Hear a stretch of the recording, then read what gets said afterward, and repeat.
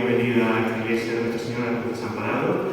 En esta ocasión vamos a escuchar a doña Aurora Ortega López, que es licenciada en Humanidades y 4 veces máster en enseñanza secundaria, bachillerato, formación profesional en idiomas, en estudios avanzados e investigación en historia, sociedades, poderes e identidades, en métodos y técnicas avanzadas de investigación histórica, artística y geográfica, y en documentos, libros, archivos y bibliotecas. En cuanto a su relación con instituciones, está vinculada a 3 universidades. De este modo, es miembro del Scriptorium Isidoris Parensis de la Universidad de Sevilla, es profesora de la Universitas Senioribus de la Fundación San Pablo CEU de Andalucía y es colaboradora del área de Historia del Arte de la Universidad Pablo de la Vive. De igual manera, es miembro fundador de la obra sacra Juan de Mesa y colaboradora con la dirección de la Casa Natal de Velázquez en Sevilla. En lo referido a sus líneas de trabajo, una de sus especialidades es el patrimonio documental de las parroquias y de las hermandades católicas.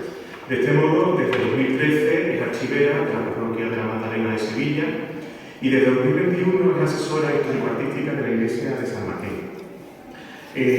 También aquí en San Lucas ha dirigido la reorganización del archivo histórico de la Hermandad de la Santa de la Cruz, iniciado el proyecto en 2022. Pasando al capítulo de charlas y de publicaciones, diremos que doña Aurora es autora de diversos artículos y libros y además pues suele ser ponente y conferenciante habitual en instituciones como hermandades y colegios profesionales. En cuanto a sus publicaciones, por ejemplo, tenemos libros sobre la familia Esteban Murillo, la Hermandad Matriz de Rocío, Juan Martín Montañés, el Cristo de la Corona, las artes en el Reino de Sevilla durante el Barroco y el Cristo de la Veracruz de Sevilla. Añadiremos que es asidua colaboradora de exposiciones, algunas de ellas celebradas en el Real Círculo de Labradores, así como en el Círculo Mercantil e Industrial de Sevilla, y finalmente diremos que también ejerce el comisariado de exposiciones, como en las muestras celebradas en la parroquia de la Magdalena sobre la familia Esteban Pérez Murillo y sobre la vida de Martín Montañés a través de los archivos conservados en esa parroquia. También fue comisaria de la exposición celebrada en el Círculo Mercantil e Industrial de Sevilla sobre las pinturas de Girolamo Lucenti da Correggio de la iglesia de San Martín y asimismo es responsable de la muestra que actualmente podemos ver en la parroquia de la Magdalena sobre los documentos relativos a los artistas que vivieron en dicha colección. Sin más que añadir por mi parte, decirles que esta charla que vamos a escuchar se titula Los archivos, testigos de la historia, y recordarles que este acto cuenta con el apoyo de la excelentísima Diputación de Cádiz. Muchas gracias, Aurora, por aceptar nuestra invitación y tienes la palabra. Pues muchas gracias. Pues nada, hermano mayor, miembro de la Junta de Gobierno, hermanos y hermanas de esta ilustre y sanluqueña Hermandad de la Santa Caridad, amigos, amigas y asistentes todos. Bueno, pues yo vengo hoy aquí, gracias por venir a escucharme. Yo vengo hoy aquí a hablar de papeles viejos, que como a mí me llaman, me gusta también llamarle al mundo de los archivos. Y además, en particular, pues, lo vivo de las dos vertientes que se pueden vivir los archivos, que soy archivera y también soy historiadora, investigadora, ¿no? Como archivera, pues tengo que contar que el acceso a los archivos permite la tecnología, ¿no? Esta tecnología que además nos asegura los registros y nos garantiza la consulta desde cualquier lugar del mundo, incluso desde nuestro sillón de casa. Ya no tenemos que ir a los archivos, sobre todo a los grandes, a los estatales, pues presencialmente. No es que esté todo digitalizado, sí una gran parte, y bueno, hay otros que no son los archivos estatales de otras instituciones que están en proceso de digitalizar, y esto es interesante.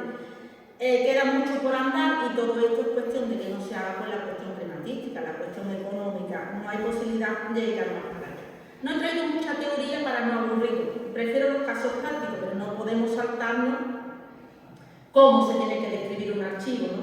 Estas siglas que están ahí, el ISAC, que corresponde a las siglas inglesas de la General International Standard Archival Description, pues corresponden a esta forma de describir las unidades archivísticas. Nos tenemos que remontar a esto no muy lejos en la historia, en 1988, cuando anotado por el Consejo Internacional de Archivos, el CIA, pues preparó una reunión internacional de expertos en estándares descriptivos. Y en dicha reunión, grupo de trabajo y en concreto pues este proyecto de normalización internacional de la descripción archivística, ¿no? La forman 26 elementos, pero no todos ellos son necesarios, ¿no? Los campos obligatorios, y esto lo vamos a ver en los casos prácticos que os he traído, porque en todos he traído asignatura, pues los campos obligatorios son siempre el código de referencia, el título, la fecha, el nivel de descripción, el volumen, soporte de la unidad de descripción y los productores. Con esto ya obtendríamos básicamente, sustancialmente, la unidad propia de descripción, ¿verdad? Como digo, hemos visto la teoría y vamos a comenzar viendo documentos. Estando aquí, evidentemente, tirado a mano de todos los documentos sanluqueños que os digo, y tengo que empezar por el primero, ¿no? El primero y más antiguo que se conserva además en el magnífico archivo que tenéis, el archivo general de la Fundación de la Casa de Medina Sidonia, de aquí de Sevilla, pues corresponde a un privilegio rodado por Fernando IV el 13 de octubre de 1297 en Toro, Zamora, se dio allí. ¿A favor de quién? Pues Alonso Pérez de Guzmán, de los que le hace merced el rey de Sanlúcar de Barrameda y de Chiclana de la Frontera, el señor de Sanlúcar y de Chiclana en este caso. Lo que tenéis ahí es su sepultura, que la tenemos en Sevilla, en Santiponce concretamente, en el monasterio de San Isidro del Campo. Ahí tenéis el documento, esa es la asignatura que yo os comentaba, esta es la unidad de descripción. Ahí tenéis ese documento. Ahora vamos a ver mejor esta tipología documental porque es, digamos, la más solemne. Dentro de la Cancillería del monarca, del rey, la más solemne es este documento. Ahí la tenéis con el crismón y el signo rey, el signo del rey, y ahora vamos a ver las partes de un privilegio real. Como veis, ahí arriba tenéis el crismón o monograma, está aquí, ¿lo veis? Bueno, pues esto nada más que constituye lo que es la invocación simbólica a Dios Jesucristo, que es de quien el rey pues recibe su autoridad. Como segundo paso tendríamos la lengua y la escritura. Esto sí tiene una reseña importante porque esto es una innovación alfonsina, una innovación del rey Alfonso X el Sabio, cuando va a introducir en su cancillería el romance castellano como lengua oficial en detrimento de lo que se escribía, que era el latín. El signo rodado que tenéis en el medio, que es el signo del rey. Luego tenía al lado del signo rodado la columna de los confirmantes, están flanqueándolo, y son los nombres en horizontal pues, de los cargos y de las altas dignidades eclesiásticas y laicas de ambos reinos, de Castilla y de León. Finalmente aquí abajo está la línea de Cancillería, pues que son los que figuran ahí, pues son las personas que han participado en la elaboración de este documento. Y finalmente, aquí en este lugar que está ahora abajo, aquí tenéis dos agujeritos, ahí lo que sería el sello de plomo pendiente. Os he traído varios modelos para que lo veáis. ¿Veis? Aquí está el sello de plomo pendiente. En muchos de estos documentos está extraído, por ejemplo, el Archivo Histórico Nacional de Madrid tiene una sección facticia de estilografía donde tienen guardados estos sellos con la correspondiente signatura de cada documento, porque finalmente muchos acaban traspasando ese pergamino. También podemos seguir haciendo historia de Sanlúcar, pues con este privilegio de Pedro I que confirma otra merced hecha de su padre Alfonso XI, en este caso a Juan Alonso de Guzmán, el hijo del anterior personaje que hemos visto, con el derecho de almojarifar. El almojarifar es un impuesto de estas fechas, ¿no? Pues de la mercadería de navíos que cargan y descargan la vía de Sanlúcar de Barrameda. Esto es mucho anterior al descubrimiento, a la carrera de Indias. Tenemos también este tipo de documentos. Lo que tenemos aquí, esto le llamamos, es casi un registro, no lo es tanto como el que vamos a ver el siguiente. Bueno, documentos también concernientes al fundador de esta hermandad, documentos concernientes a don Alonso Fernández de Lugo en cuanto a su conquista de la isla de Tenerife. Ahí he traído algunos. Y luego otras facultades hechas, bueno, ahí tendríamos el registro. Esto se pone en el Archivo General de Simancas, pues más o menos lo que viene a decir, bueno, pues que para la conquista de la isla de Tenerife pues se le piden informes de reyes, de bandos, sobre peces y todo. Y aquí tenemos otro, también muy interesante, para que pudiera sacar libremente de Jerez de la Frontera y del Arzobispado de Sevilla y del Obispado de Cádiz cierto mantenimiento necesario para esta conquista que comentaba yo anteriormente de la isla de La Palma, ¿no? Con todos estos documentos lo que estamos viendo es que se puede hacer la historia, afortunadamente se conserva y podemos ir haciendo historia de la ciudad. Algo jurídico, fijaros, también podemos saber en estos tiempos, podemos saber en el siglo XV cómo se llevaba Sanlúcar con nuestras poblaciones linderas, ¿no? por ejemplo, pues sabemos de una visita de la justicia aquí a Villa de Rota de San Lucas para inspeccionar las lindes. Aquí entraron en pleito, esto es muy normal que ocurra entre los pueblos, las lindes siempre han sido motivo de discusión. Bueno, pues aquí tenemos una del 15 de julio de 1454, pues que entran en pleito porque están peleándose por estas lindes que marcaban el territorio de cada una. Pero también de personajes de aquí. Últimamente estoy metida con el tema de la orden de los obregones y digo, voy a ver cuántos obregones llegaron a San Lucas. Llegaron bien pronto. He encontrado de un autor sobre bienes difuntos del alférez Bartolomé de Obregón, soldado vecino de San Lucas de la Granada, hijo de Bartolomé de Obregón, vecino de Vegaburgo. Esto es muy interesante porque es paisano del fundador de la orden del Obregón, o sea que llega aquí bastante pronto. Casado con Melchora de Adame, este hombre muere en San Lucas de la Granada y deja en su testamento al Albacea, vecinos de aquí, al alférez Manuel López, a Melchora de Adame y a Martín de Selecoyerán, que son vecinos de aquí, como decía. Deja de heredar a su padre y si este muere, pues a Melchora de Adame su madre. Esto está fechado el 2 de octubre de 1636. El expediente lo forma mucho más folio. Yo he traído el que me interesaba y dice en esa línea que está ahí, con la letra escrito: quiero ser enterrado por el hábito del Señor San Francisco en la iglesia mayor, en la vecina parroquia del lado. Por lo tanto, tenemos ahí a uno de los seguidores más directos del fundador de los Obregones, que normalmente se apellidaban, se ponían el apellido. No hacía ni 20 años que había llegado la orden de los Obregones después de su fundación aquí a San Lucas. En un primer momento se van a instalar en lo que llaman aquí la isleta de Carcanero, muy cerca del mar, por donde conocéis que está ese hotel que se llama Tartanero, en esa calle, y luego ya se van a instalar en la primera década del siglo XVII en lo que sería el convento de la Victoria, es donde se van a ver. Los Obregones son lo mismo que los mínimos de San Francisco, Ya en 1626 tienen montada toda la iglesia de la Victoria. Para localizar, pues más o menos conocéis dónde está la iglesia de la Victoria, ¿no? Más o menos. Bueno, pues ahí. Hoy lo tiene el ayuntamiento como zona de exposición, ¿no? Sí, vale. Si hablamos como de bares, pues al lado del trasiego. Que es amigo mío, la tengo publicidad. Pues ahí estaría el convento de la Victoria.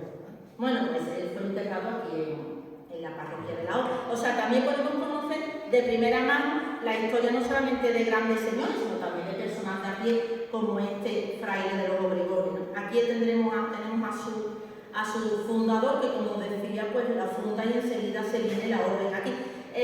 San Lucas es muy conventual, igual que Sevilla, todas las órdenes vienen aquí.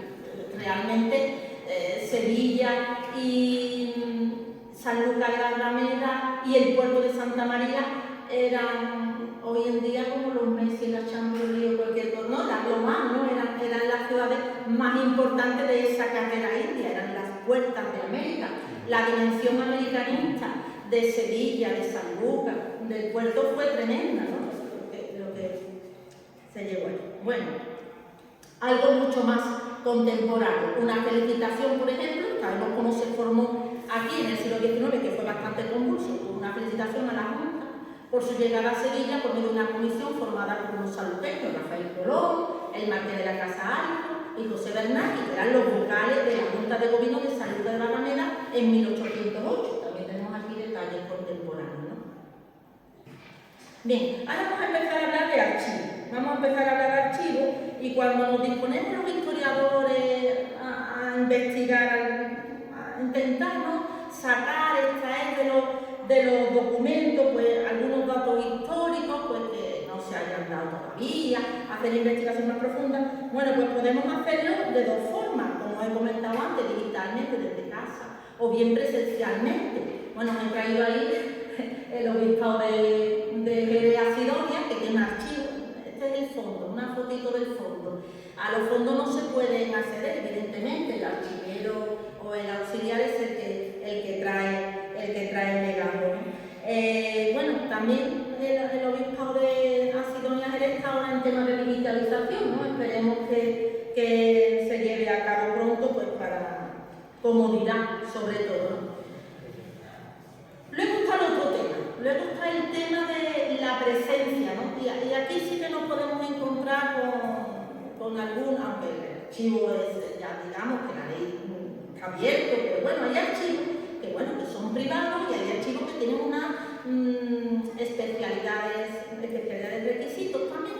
No voy a poner ejemplo, pero sí datos. Archivo de una parroquia de Sevilla, hora de consulta, los lunes de 11 a 1 y si el sacristán puede.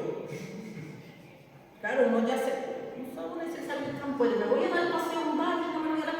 O sea, que es verdad, que tú como historiador lo sabes, que muchas veces tenemos ese freno, que no hay personal adecuado para atender los archivos, y como vamos a ver adelante, los archivos de las parroquias son tremendamente ricos.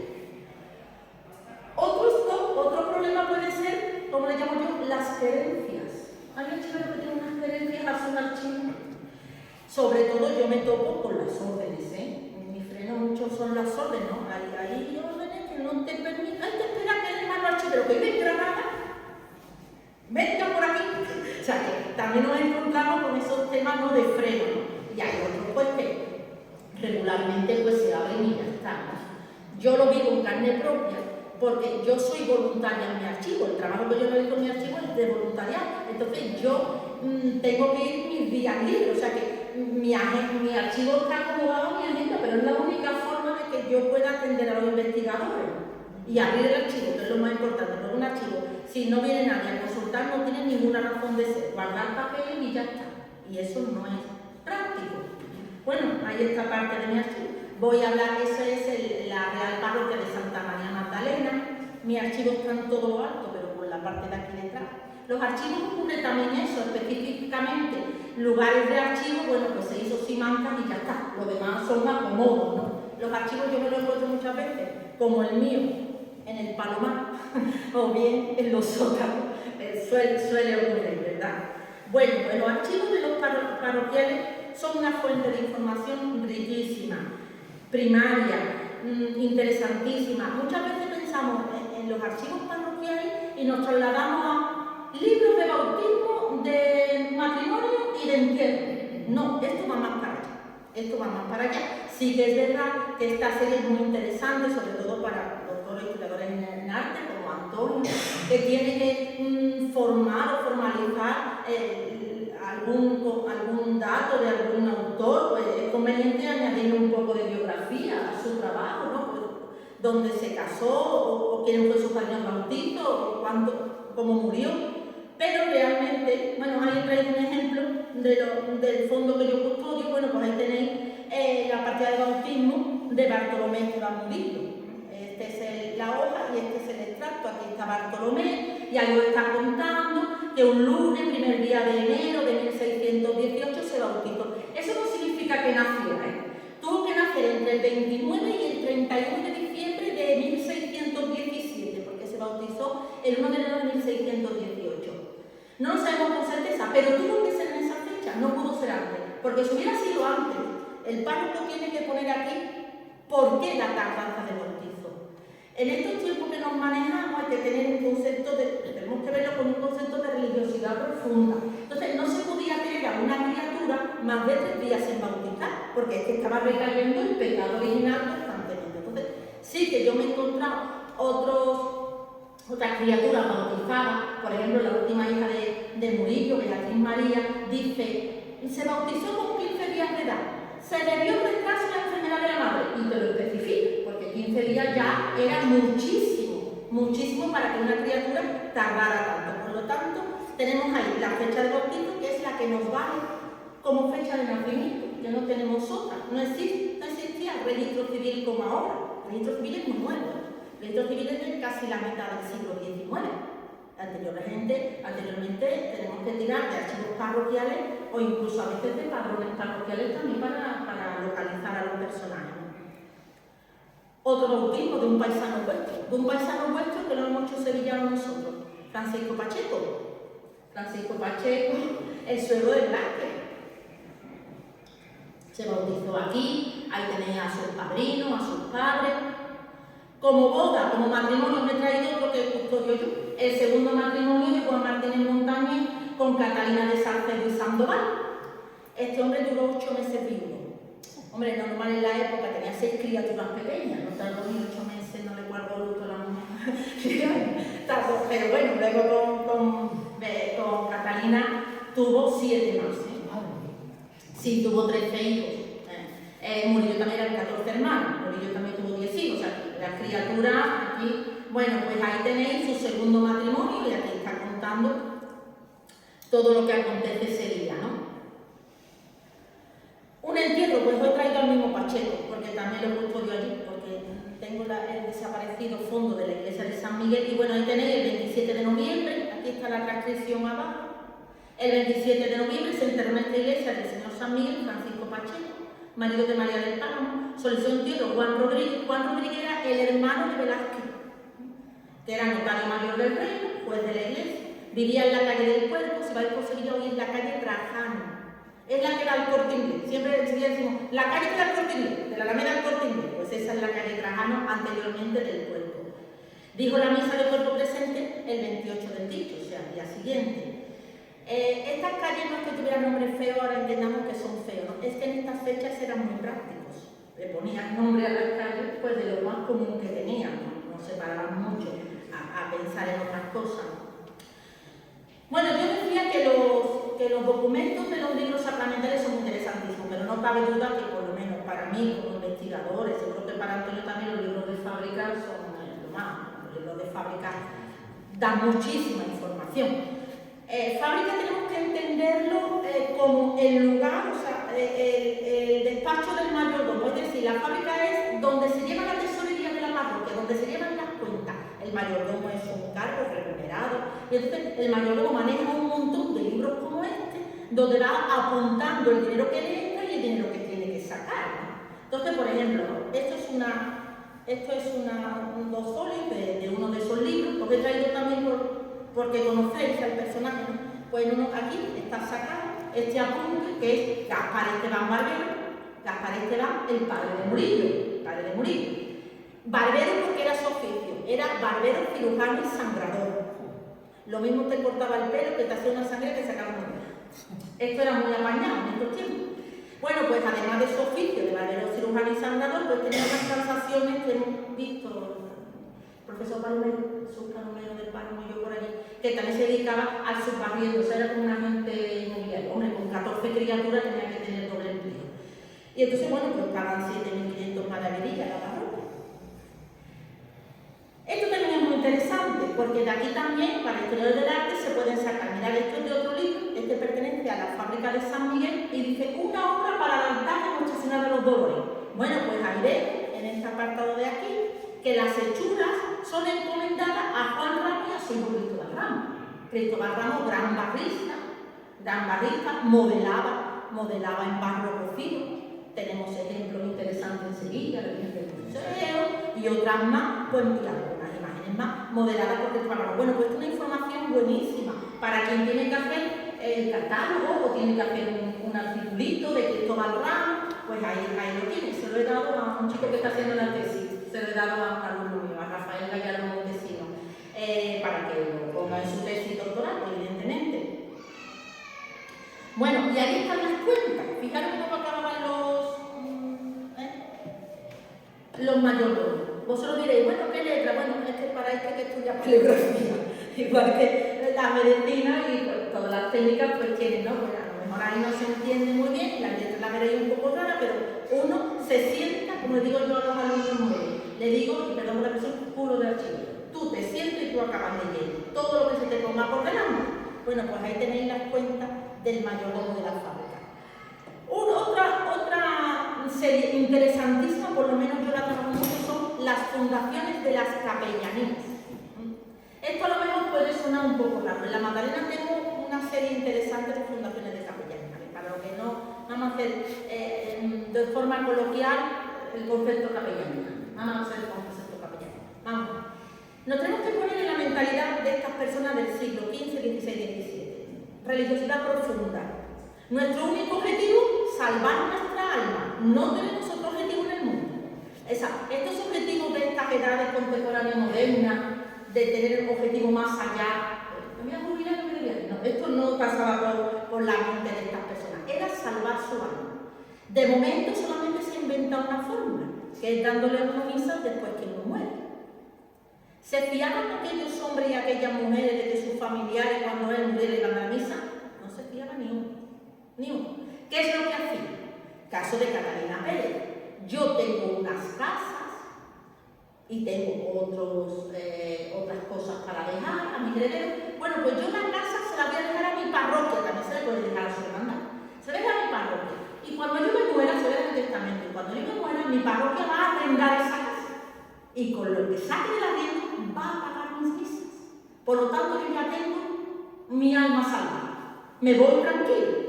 Ahí he señalado el nombre de Catalina Pérez. Y aquí tenéis pues cuando deja esas casas, esas moradas a la parroquia.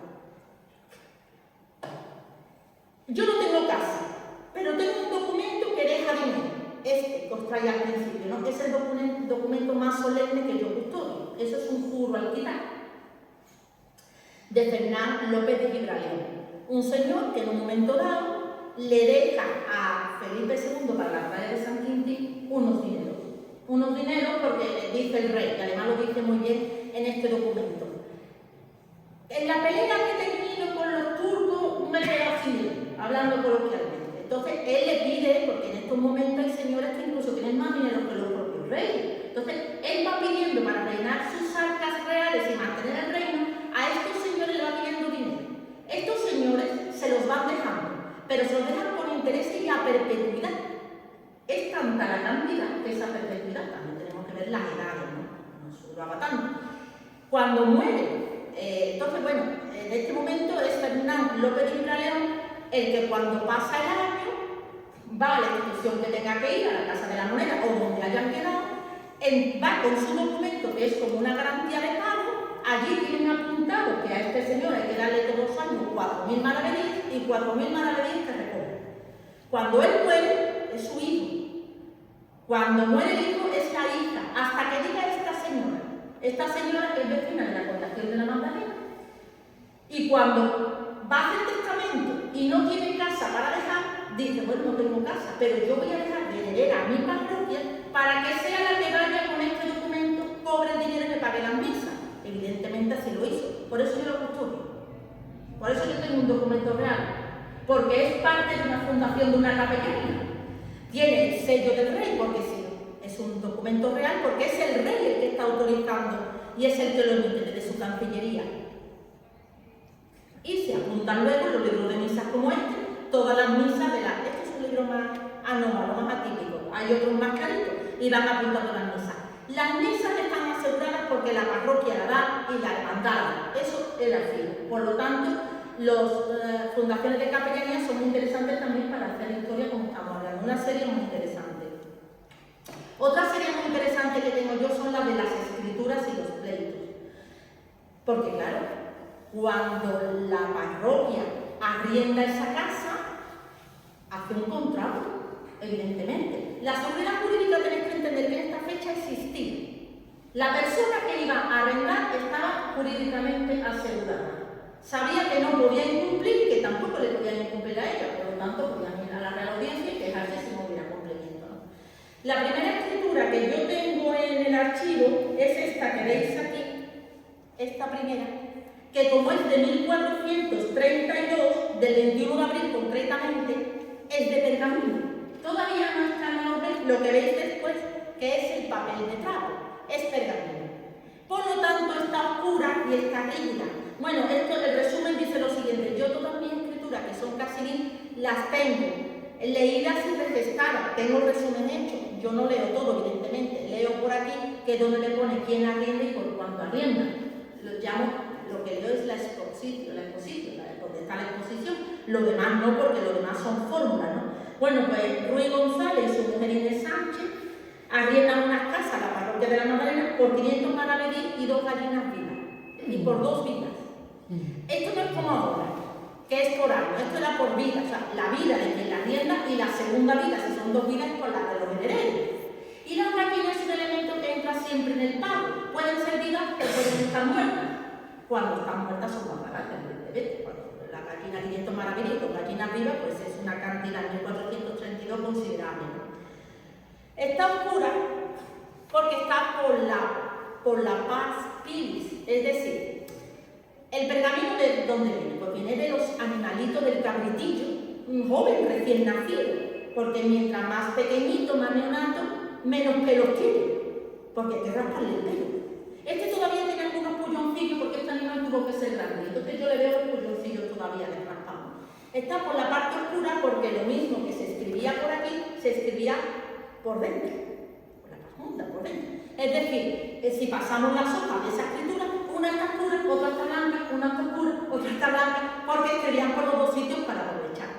Afortunadamente, en este país y en otro, pues aparece el papel de trapo, que esto da un respiro enorme. ¿Por qué? Porque claro, no iba a quedar tanto animal para matar. Y además el animal también es sustento alimenticio.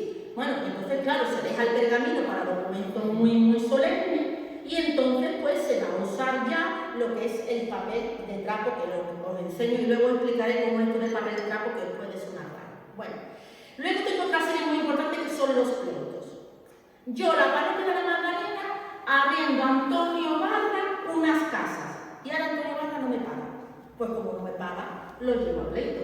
Entonces yo tengo también unos 400 pleitos que siempre encabezan igual. La fábrica de la Magdalena, esto es un contra Antonio Barra y su esposa Ana Ganicedo, porque también firmó. Entonces son pleitos exactamente igual que si ellos se quejaran de alguna anomalía. Entonces ellos van al abogado de la audiencia, la parroquia, y denuncian a estas personas porque no pagan, exactamente igual que ahora. Y es un pleito pequeñito, pero también tengo pleitos de este tamaño, que duran tantos años que el implicado se ha muerto y pasa el pleito a los hijos. O sea, tengo algunos como este, que además es contra él y sus fiadores, ¿no? Porque en estos tiempos la parroquia, dependiendo de quién fuera, pedía avalistas como ahora, o pedía fiadores. Y fijaros el tamaño, ¿no? Tengo tremendos pleitos de este tipo. Pero también, además de actuar la Real Audiencia con sus abogados, también puede actuar la iglesia, la parroquia, es decir, también tengo libros de excomulgaciones porque no cumple. Por ejemplo, tengo que traer un extracto de un libro de excomulgaciones de doña María Muñoz. La excomulgamos porque no ha cumplido el testamento de su marido. Esto es una cosa sagradísima. Luego abajo, pues un señor, Bernardo Ruiz de Castro, una vez cumplido el testamento de doña María de Saavedra. Esto se llama rajatabla. Y luego, como curiosidad, también os he traído porque también se excomulgaba a los párrocos, sacerdotes o beneficiados. Os he traído uno muy simpático. El del Benedicto Martínez Montañés, el hijo más chico de Martínez Montañés, que llegó a ser sacerdote y párroco, y los comulgaron por no pagar el subsidio eclesiástico. Hay un tiempo en España, sobre todo en el 16, que se van a crear dos impuestos que tienen que pagar los sacerdotes y los beneficiados, que se llaman el subsidio y el excusado. Era una cantidad anual que tenían que pagar al obispo. Bueno, pues esto cuando no pagaban, no, porque a ellos le pagaban su mensualidad y ellos no pagaban, pues entonces en la parroquia se colgaba una tablilla y se avisaba de que esto estaba comulgado. No fuera alguien a pedirle confesión y se la diera. O sea, este no puede hacer nada. Luego, cuando se deshacía del pago, se quitaba de la tablilla, unas tablillas que se colocaban en las parroquias, y se quitaba de las tablillas y seguía siendo tan sacerdote como otro más. Era una presión. Era como cuando no pagas en una comunidad de vecinos. Debías poner ahora ya no se puede, por la ley de protección de datos, pero antes sí se podía.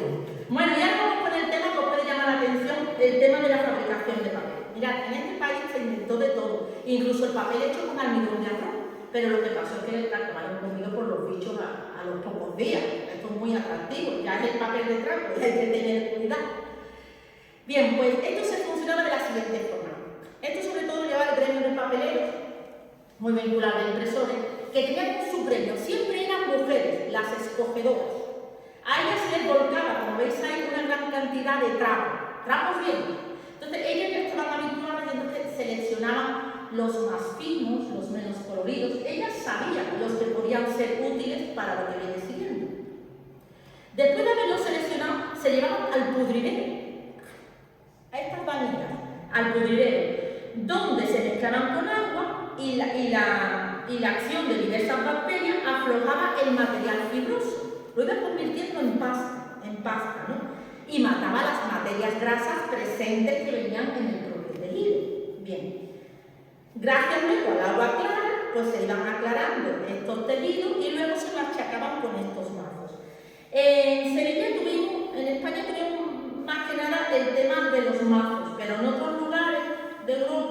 tuvieron también un molino papelero donde ahí echaban ya los trapos y ya pues quedaban totalmente molidos. Ya os digo, pero en España no son más el sistema de más funcional, más que el molino papelero, ¿no? Bueno, pues ya tenemos todos los trapos machacados, ¿no? Y entonces, bueno, pues ahora viene el tema de ir sacando. Esto todo es muy nuevo, todavía no hemos llegado aquí, ¿no? He traído algunas imágenes, pero no hay muchas. Bueno, ahí tenemos bien el proceso. Pero lo fundamental es que cuando ya tenemos la pasta de papel, evidentemente, cuando va entrando en contacto con el agua y también con un disolvente que le echaban parecido a la lejía, que era algo químico, pues claro, el papel se convertía en una uniformidad. Evidentemente, en esos tiempos no se puede quedar blanco como el jaspe, se quedaba amarillito. Tenemos una idea equivocada de este papel está amarillo porque está viejo. No, ya nace amarillito, ya nace amarillito. La vejez lo que le da es un gradito más de amarillo, pero nace ya amarillo, ¿no? Entonces, cuando ya se tiene esto machacado, ahora viene lo interesante, y es que hay que llevarlo al molde. Ahí tenéis el molde. El molde es un rectángulo, es un modo bastidor grande, y ahí se le da a colocar encima de ese bastidor la verdura, con sus puntizones y corondeles. Y aquí el papelero, pues si quería poner su marca, recordéis cuando éramos chicos la marca del galgo, que veíamos así el galgo atrás, ¿no? Y algunas marcas más, que algo todavía existe, ¿no? Bueno, pues ahí se colocaba esa pasta de papel, se amasaba muy bien y quedaba finita, luego se cortaba y el proceso que habéis visto de cortar y seleccionar y empaquetar el papel, que luego iba a las imprentas, donde el impresor, pues ya con sus cajitas y sus letras, pues los libros que se encargaban o los documentos que se encargaban pasaban luego ya por la prensa. Aquí tenéis un ejemplo de una pasta de papel incorrectamente desfibrada. ¿Veis aquí las manchas? Luego también os he traído un ejemplo de un uso de una forma deteriorada. Es un papel que se ha usado pero que no está en las condiciones óptimas. Y a la derecha pues tenéis una de uso de una forma de buena calidad, nada más que hay que verlo, con sus puntizones y sus corondeles. Mirad, esto es un papel de mi archivo y esto es un tejido. Como veis, puntizones y corondeles en ambos, porque como está hecho de pasta de trapo, pues entonces un papel y un tejido pues tiene la misma fórmula, los puntizones y los corondeles.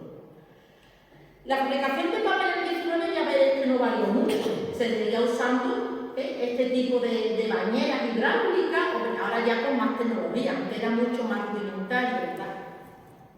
Ahí tenéis ese digestor rotatorio de trapo hirviendo con esa sosa cáustica. Y luego vamos a ver algunos archivos que yo he ido confeccionando para que veáis cómo algunas veces me encuentro yo el tema. Yo llevo la Magdalena en 2013. Esta es mi primera edición. Bueno, la de la mala no hice foto, la mala se llora un poco y luego la doy foto. Pero bueno, ahí tenéis el archivo histórico de la parroquia, ¿no? Esas pegatinitas que me dieron mucho coraje. Esto es la parte libro, mirad cómo estaban los documentos, muchos de ellos ya con muchísimas roturas. Estos hay que abrirlos, hay que ordenar, hay que describir, ya van tomando aquí forma, ¿veis? Bueno, la descripción, que es lo que más lento se hace del proceso, ¿no? Afortunadamente yo cada año siempre cuento con personal que pido de práctica de alumnos míos que van a coger las prácticas de archivos, que quieren opositar archivos, y entonces hay convenios con la universidad estupendo, porque ellos se ganan sus 6 créditos, que así es como se llama la nota del universitario, se ganan sus 6 créditos y desde febrero a junio pues, están conmigo en el archivo. Claro, los que ya vienen ya saben leer paleografía, porque si no sería un retraso, evidentemente, y saben clasificar, y saben distinguir un documento viéndolo. Entonces, bueno, pues saben que de tipología documental están tratando. Entonces, bueno, pues ahí está el proceso. Jaime, mi marido que está aquí, también desde que se jubiló también echa una mano, todos voluntarios, por lo menos son pocas. Bueno, aquí ya veis va tomando forma porque ya tenemos descripciones de pleito, todo muy rudimentario el momento. Ahí está Jaime capitulando y haciendo esto que hace Jaime. También tenemos que tener estos recursos de inventiva. Como nosotros no tenemos presupuesto en la parroquia, mínimo, que hay que encuadernar, pues encuadernamos de forma casera, ¿sabes? Con unas tapas, pero sobre todo para proteger intentamos usar siempre ácido cero, que no tenga ningún tipo de acidez las carpetas, ¿veis? Y ya aquí pues va tomando forma. Aquí está el proceso de cómo se empieza a describir y luego acabado ya se mete en la carpetilla. Nosotros tenemos un sistema archivístico muy próximo, muy cercano. Cualquiera que llegue allí va a entender perfectamente lo que está en cada caja. Tenemos series muertas con números clausos y no las hemos tenido más, y series vivas como los expedientes matrimoniales de bautizo y de entierro que siguen siendo una numeración continua. Pero esto hemos querido hacerlo lo más fácil porque sabemos de la falta de archiveros y de archivera. Bueno, estas son las cajas de archivo definitivo y así es el aspecto que tiene ahora. Este es el aspecto que tiene ahora, nada que ver a cómo nos lo encontramos al principio, ¿no? Estamos con el cuadro de clasificación del fondo. Ahí estamos describiendo todo lo que podemos. Pleitos, ya os digo que los pleitos, las capellanías, los patronatos, los testamentos, las escrituras, a simple vista vaya a poder ver el nombre, lo que pagaba y en qué fecha. O sea que está todo escrito, nos ha costado 10 años de nuestra vida. El siglo XX ocurre también algo. Posiblemente va a ser el descubrimiento de la documentación de las hermandades y cofradías, ¿no? Ahí he traído, claro, el libro de dos amigos míos, de Antonio López y de Joaquín Rodríguez Mateo. Antonio López seguramente lo conocéis, ¿no? Antonio López fue también archivero en India, y Joaquín Rodríguez Mateo, que está en protocolo notarial ahora, y actualmente es el archivero del archivo de la Esperanza Macarena, de la Esperanza Macarena. Bueno, pues en los años 20, en el siglo XX, pues académicamente una serie de investigadores pues, van a aportar un estudio riguroso científico de las hermandades, ¿verdad? Y vamos a conocer aspectos que hasta entonces no se conocían. Si bien es cierto que la primera etapa de la guerra los estudios iban encaminados a la historia de la guerra, pero esto tiene todo sentido. Como este caso, como el caso del descubrimiento en los años 30 del siglo XX de que al Señor del Gran Poder lo había hecho Juan de Mesa y no Martín Montañés. Esto, claro, el pobre Juan de Mesa estuvo eclesado más de 200 años. Bueno, es que Martín Montañés también lo eclesa todo. Pero bueno, aquí vemos a un joven, el Deodoro Sancho Corbacho, todavía no sé si había terminado o estaba a punto de terminar cuando un día llega a protocolos notariales y encuentra este papelito que veis aquí, que lo he traído en mejores condiciones, ese papelito que veis donde dice que la obra de la Hermandad del Traspaso de Jesús del Gran Poder es obra de Juan de Mesa y no de Martínez Montañés. Fijaros el error que hasta Antonio Susillo en 1895, cuando se le encarga que haga la galería de los 12 personajes que están arriba del Palacio de San Telmo y de la Junta de Andalucía, a quien hace cogido de la cabeza del Gran Poder es a Martínez Montañés, no es Juan de Mesa, que ya os digo que estuvo eclipsado muchísimo tiempo. Gracias a estos documentos se van encontrando los verdaderos artífices de las obras de arte. En cuanto a las hermandades, bueno, pues estos son las series normales, he puesto algunas, podría haber puesto más. De la Constitución, el libro de hermana importantísimo, los cabildos, los cultos, mayordomía y secretariado, dos diputaciones interesantes, la cofradía, pleito, bueno, ahí hay un poco de todo, pero puede haber más, lo que debe sí, y también la idiosincrasia de la propia hermandad. Ahora mismo estoy con este plan de la Hermandad de la Sagrada Lanzada de Sevilla, estamos intentando reorganizarla, de la de mi querida hermandad, de la Santísimo Cristo de la Veracruz y Nuestra Señora de la Soledad en su misterio doloroso, pues también durante 2 años hemos tenido el gusto y el honor de participar en esta hermandad. Una hermandad muy interesante porque además tiene 2 fondos, el suyo propio que ha generado a través de los años y el que adquiere como donación de la familia del Beato Marcelo Pío, por lo cual ahí tenemos una información muy interesante. Y lo que se hace es que pues, se le da los colores corporativos, yo tengo el verde, pues se le da el verde y se van haciendo la serie de las que ellos nos piden, ¿no? Uno en el que he colaborado, que no llegué a trabajar del todo, pero sí en días sueltos colaboré, el archivo Madrid de la Hermandad de Rocío Almonte. Muy interesante, ese archivo es muy interesante. Además en estos sitios es un lujo trabajar, porque hay que comprar lo mejor. Aquí no hay pega de ir abaratando, aquí lo mejor.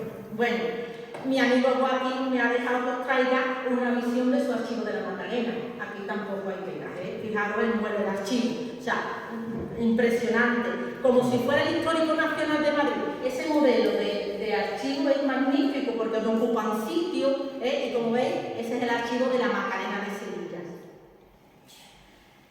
A través de los documentos, ya vais analizando, pues también podemos hablar de esta hermandad. Y tenemos 1732, un legado interesante de don Francisco Romero del Porte, ¿no?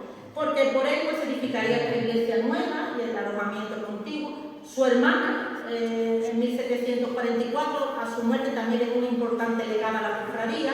Por lo tanto, los Romeros del Porte destacaron por ser grandes benefactores de esta hermandad querida donde nos encontramos hoy, ¿no?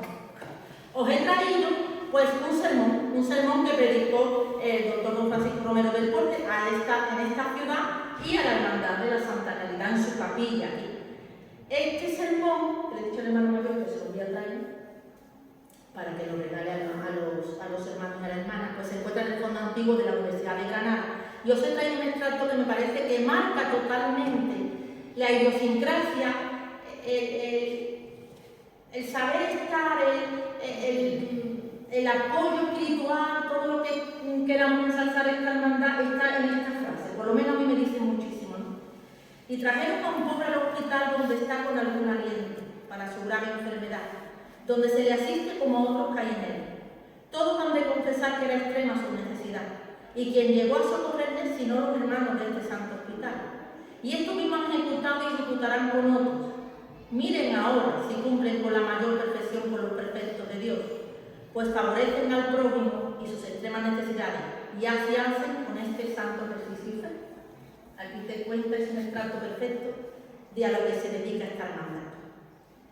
Esto estaba con mío, igual que aquí a mí, pero Juan mi Bobis, que me parece que venía muy bien al caso.